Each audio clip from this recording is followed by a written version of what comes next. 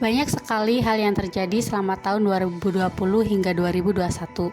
Tsunami, gunung meletus, banjir, dan wabah virus corona atau COVID-19 yang menyita banyak perhatian publik. Coronavirus mulai menyebar pertama kali di Wuhan. Kemudian pada tahun 2020, wabah COVID-19 menyebar di seluruh dunia, bahkan tidak terkecuali Indonesia. Kasus ini masih terus meningkat. Sampai sekarang, kasus COVID-19 sudah menyentuh angka 15 juta total kasus di seluruh dunia. Selain merugikan publik, adanya COVID-19 juga berdampak pada perekonomian banyak negara. Perekonomian turun, contohnya penurunan komoditas ekspor yang anjlok pada tahun 2020. Amerika Serikat sudah minus 5% karena menurunnya konsumsi rumah tangga, ekspor, produksi, investasi, serta belanja pemerintah lokal maupun negara bagian. Korea Selatan mengalami minus 3,3% karena anjloknya ekspor, investasi, manufaktur, dan jasa. Jepang mengalami minus 3,4%.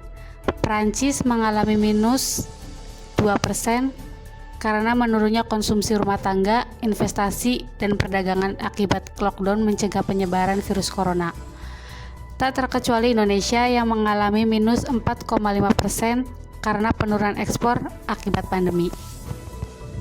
Mengakses dari data BPS atau Badan Pusat Statistik, penurunan ekspor ke 5 negara pada tahun 2020 hingga 2021 diduduki Jepang di posisi pertama. Penurunan ekspor ke Jepang mengalami penurunan minus 126,2, Korea Selatan minus 103,6, Spanyol minus 71,4, Afrika Selatan minus 58,1, dan Taiwan minus 54,5. Sedangkan untuk penurunan terbesar ekspor yaitu yang pertama ada mesin dan perlengkapan elektrik minus 105,5, nikel dan barang minus 90,8, karet dan barang dari karet minus 56,9, biji logam, terak dan abu minus 56,8, dan bahan kimia organik minus 54,3.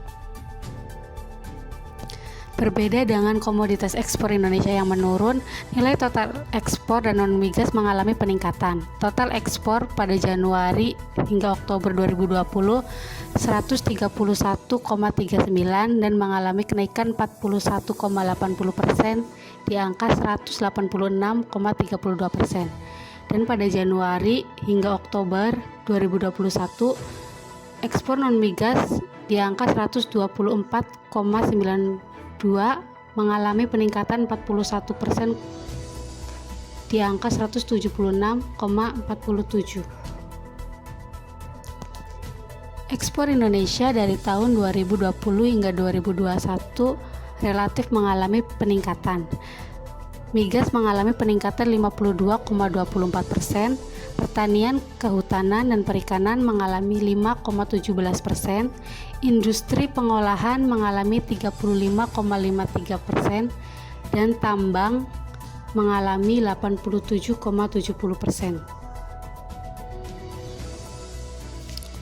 Berikut tabel dinamis ekspor impor pada tahun 2020 hingga tahun 2021.